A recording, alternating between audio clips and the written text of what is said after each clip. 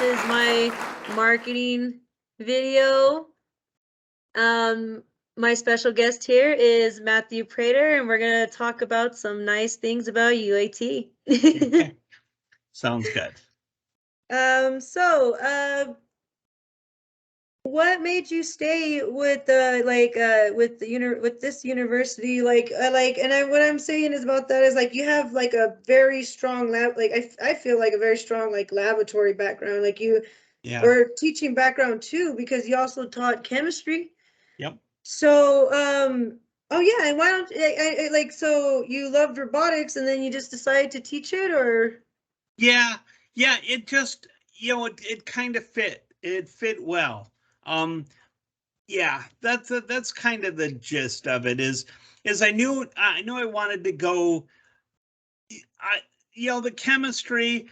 I didn't want to do chemistry research. I didn't want to. I was tired of chemistry, and I found that the robotics. Yeah, I got excited on that. I got excited over that, and that's the real goal is to do something that I like. Yeah.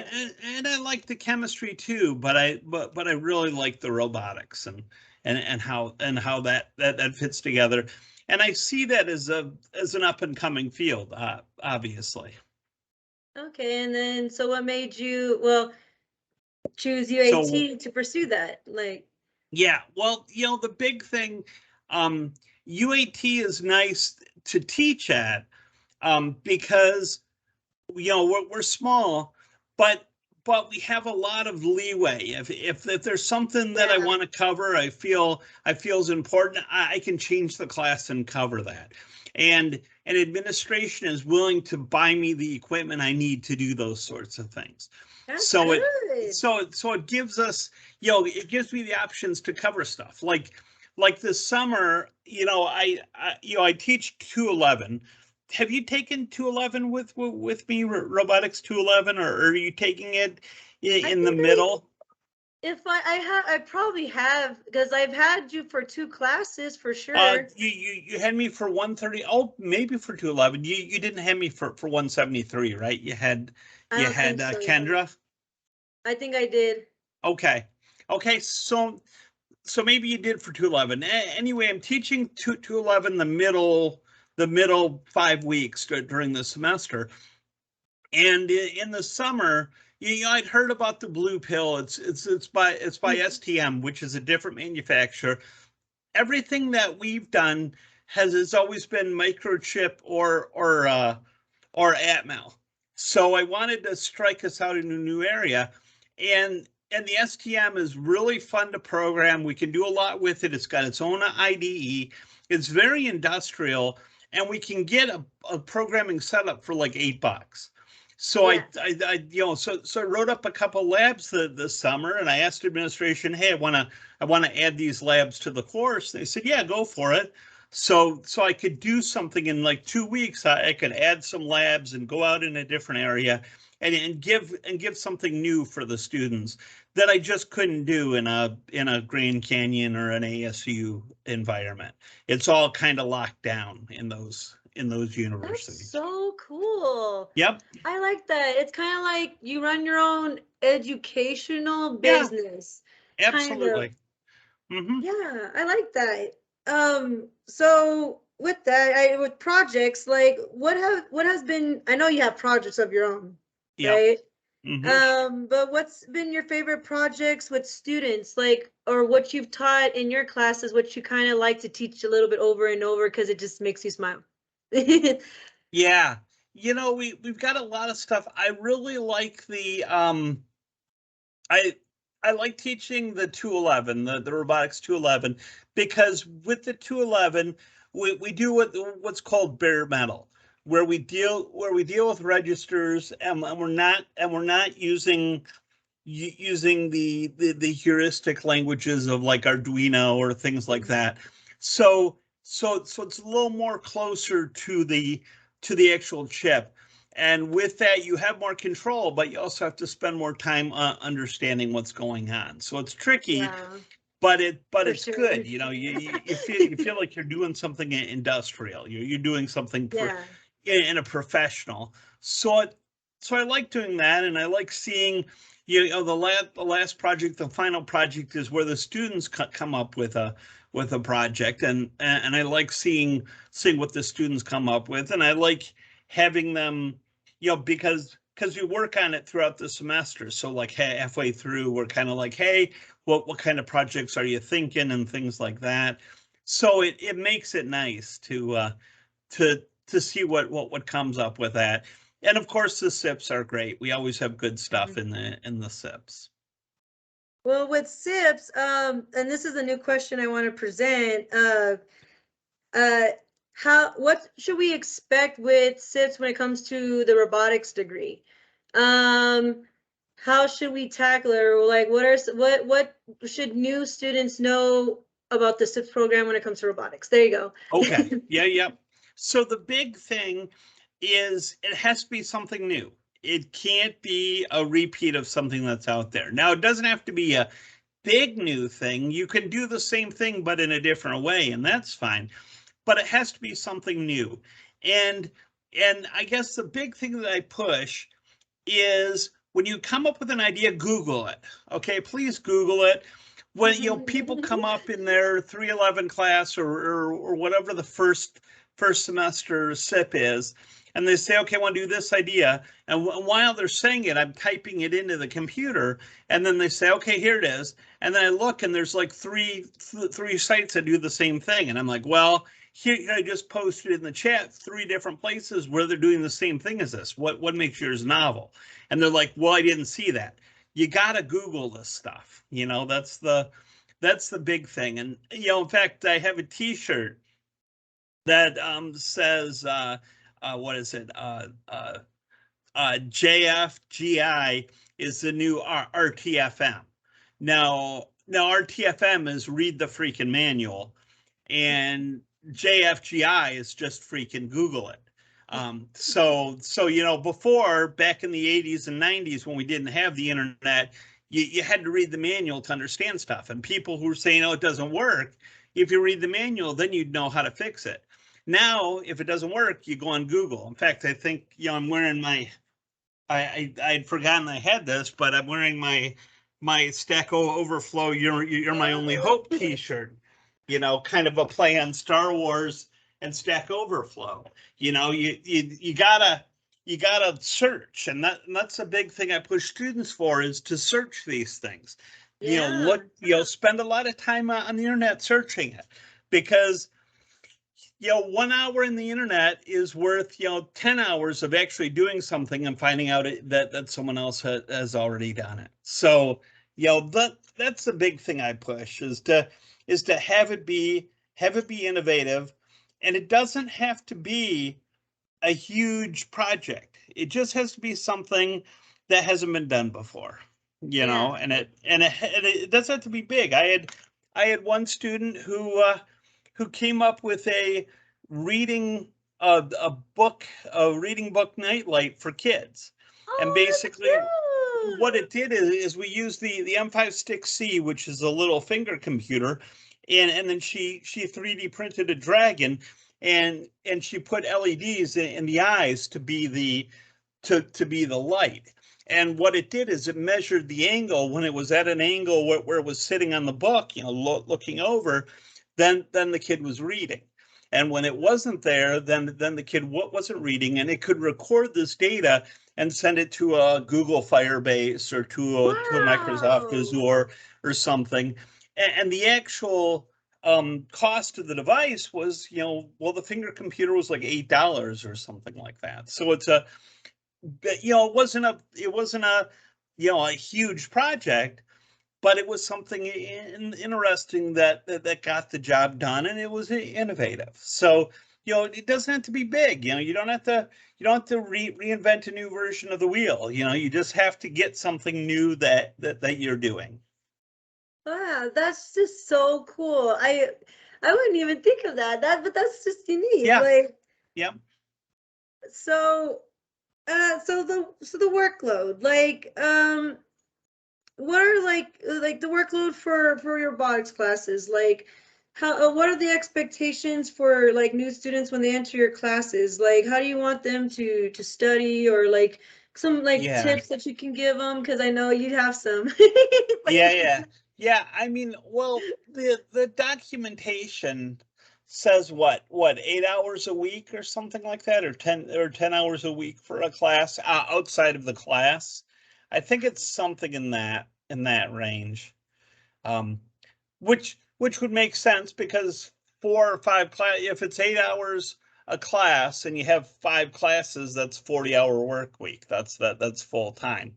yeah. So so I could see it being, on a 15-week class, 8 hours a week, um, versus if you're doing a 5-week class, or a 5-week class, then you got to multiply that by 3, so it's like 24 hours a week because it's the compressed schedule. Um, so I mean, the big thing is dedicate enough time for it. Um, Make sure, ask questions. That's the other thing, asking questions. Um, Yes. you know, um, yeah, if you're on ground, show up to class. Yeah. Come That's huge. I on. mean, for the online people too, showing up to the meetings, showing up to class meetings, uh, it's a big deal. I mean, some teachers, when they do the online classes, they kind of hold, 2 hours of office hours a week or something like that instead of teaching. Um, I think that's kind of a disservice. You really should be getting the lecture the same as the same as the on ground student. And So yeah, so I mean, showing up to that, letting me, if no one shows up, I can talk and say anything, and there's no one there to stop me. If you have someone there who's saying, "Hey, I don't understand where you're going," or "Hey, I think this is wrong," or "Hey, I need more information on it," that's great, because then I'm going to be able to stop. I'm going to be able to give more information, and if one person, they're in person, or they're on the computer, is having a problem with it, you're going to have 3 or 4 or 5 people who aren't there who are going to have the same problem or worse problems Yeah. because they're not there. So really, showing up to class is a huge thing.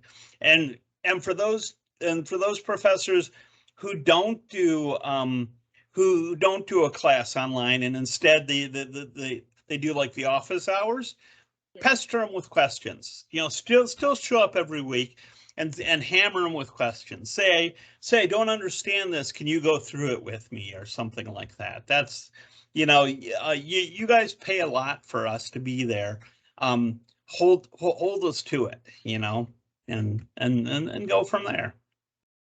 Do you say like can you say like Teams has been a good like contact resource for a lot of teachers, or do they Yeah. do they feel like they lean towards that, or for their students to go to, Well, or Well, the big thing with Teams is I have Teams on my phone. So if someone sends me a Teams chat message or something like that, I'm going to be able to respond. It's going to happen. Email does good too. Whenever I have a computer on in front of me, which is most of the day, I'll do the email. I'll get the email. The one thing that's really bad, and I wish they'd get rid of it, is the Canvas mail. The one in mm-hmm. Canvas. I'm not on Canvas every day, so I don't check that mail every day. It could be 48, it could be 72 hours between checks. So that's really, I wish they got rid of it, because it leads students down a blind alley where they could be thinking, "Hey, I'm writing this and he's ignoring me." Well, I'm Yeah. ignoring you because I don't go on there, very much. Yeah. So, um, but yeah, I mean, Teams is huge. You know, for students who are on ground, really face to face is huge. If you can get the face to face, do the face to face. Show up. I'm gonna be here. I mean, for for the online people, I feel bad for you guys, because you're spending as much as the on ground, and you don't necessarily get the face to face. So, um, but yeah, for the online, Teams is a change. It really gets connections going.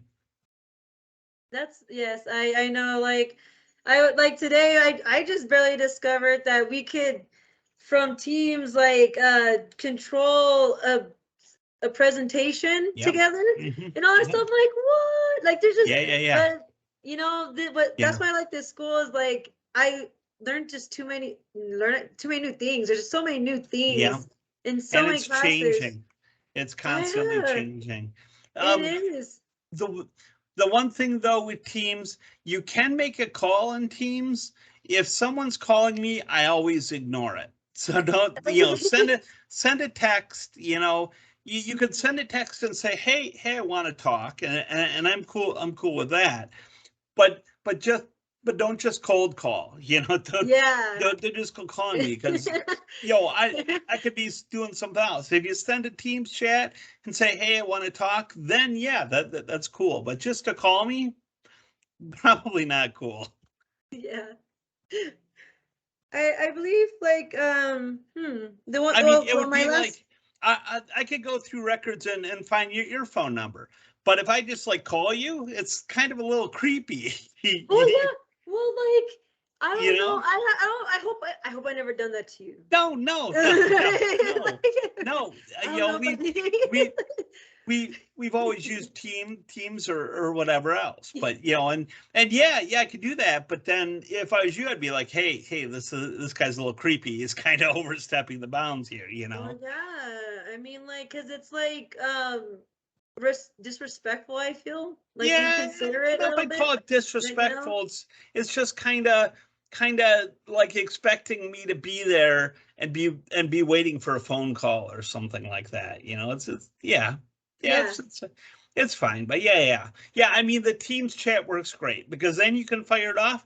If I'm around, I'll fire one straight back. Yeah.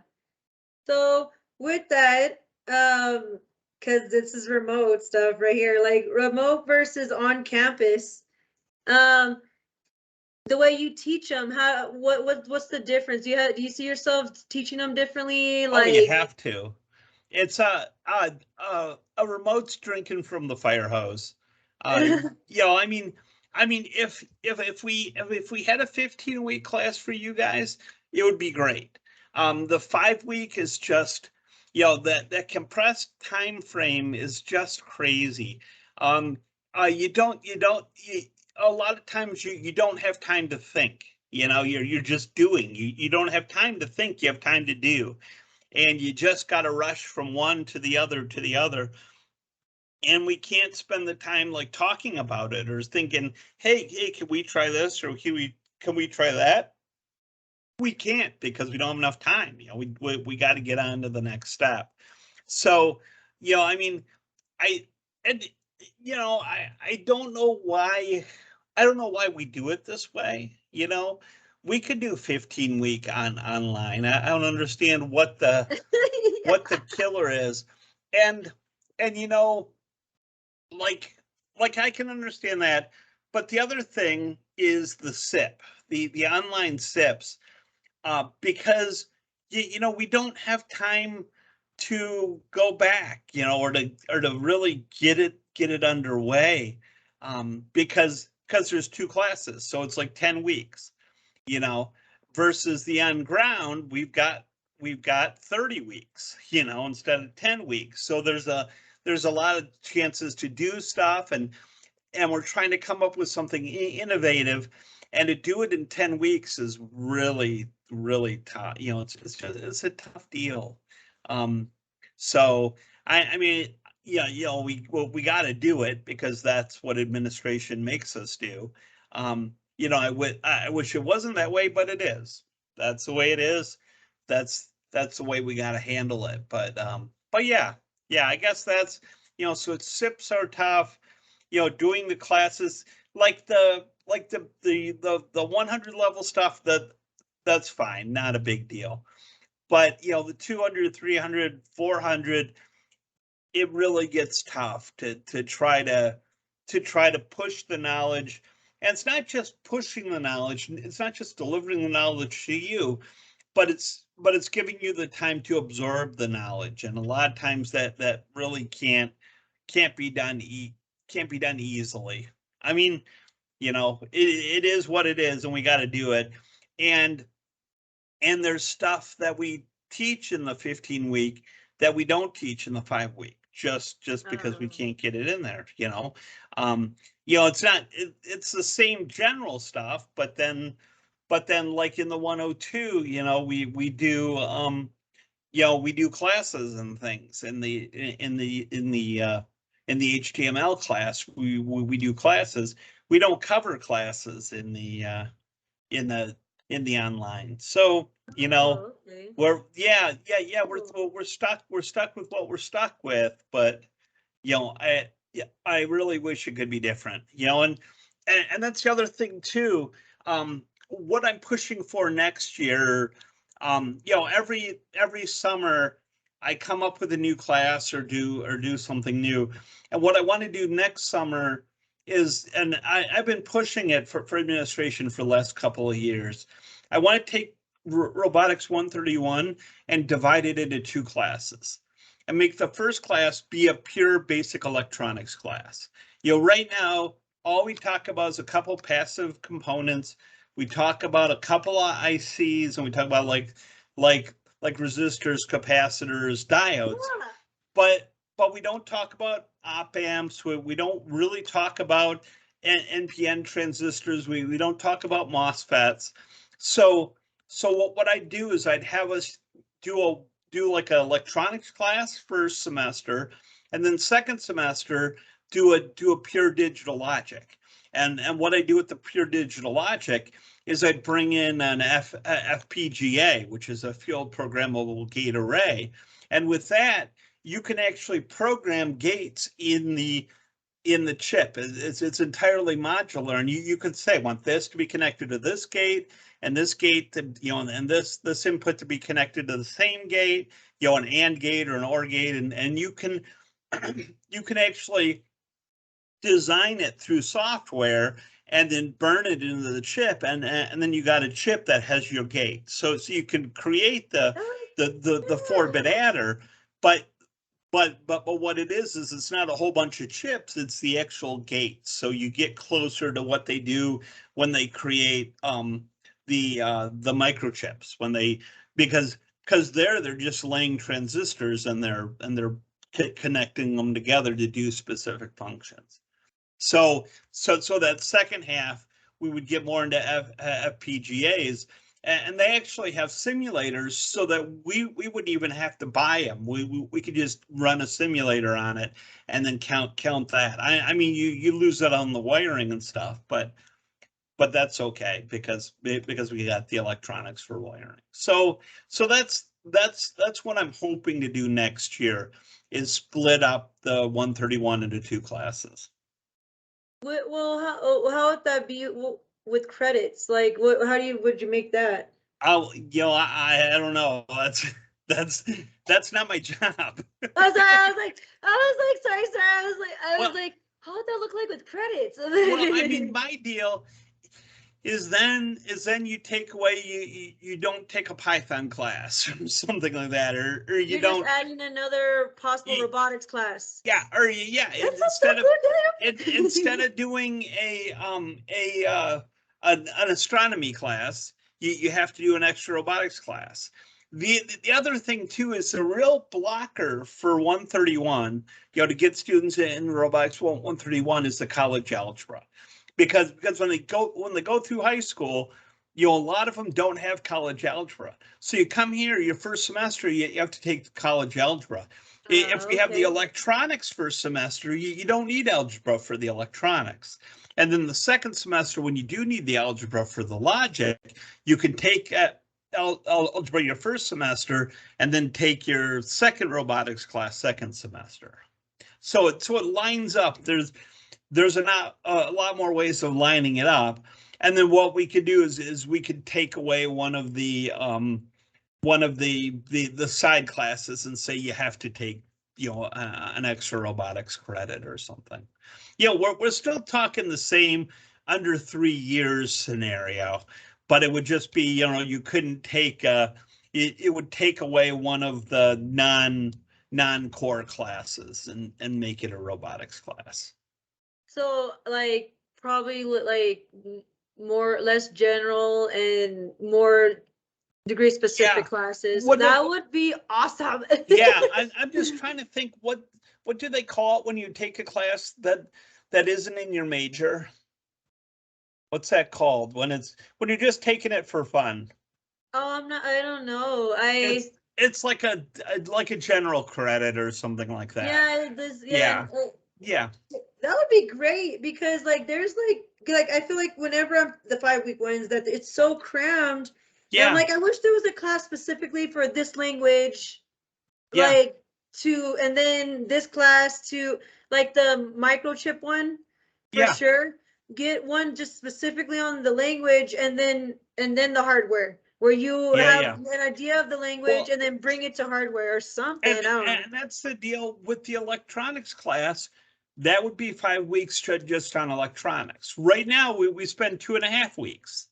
2.5 weeks is not enough time for electronics to push Yeah. to push electronics. So, and I mean, and that's the deal. Even for the on ground, we spend 7.5 weeks. But to do a 15 week and be able to really understand what's going on with electronics, that's huge. Yeah, for So, real. mm-hmm. Well, I hope your class stuff works out because it sounds cool and I feel like Yeah, it would kind of just elaborate more to people instead of us throwing all this stuff of what's this it component, is. what's this component, I don't know. And then I know, of course, Googling it, but then I can understand there may be people with different how they, Yeah, learning learn styles. learning Well, styles and and and to try to Google electronics is tough, versus having it in front of you. They can make drawings and stuff, but it's not the same as having it in front of you. You yeah, they know? basically look at it and they're like, okay. Yeah, What is this? exactly. Exactly. Because I have those moments. I'm not gonna Yeah, lie. absolutely. Well, okay, Mr. Prater. That's all I have for you. Okay. I'm happy that I love what you've said. I love that you emphasize your concerns, and I just love the information you gave. I hope I get to see, this stuff, in the marketing videos that they have. So, but I'm still gonna edit this and send you a copy so you could just have one Okay. of our meeting because I like, because Yeah, yeah. No, that's cool. That's cool. It absolutely. I mean, okay. I didn't talk.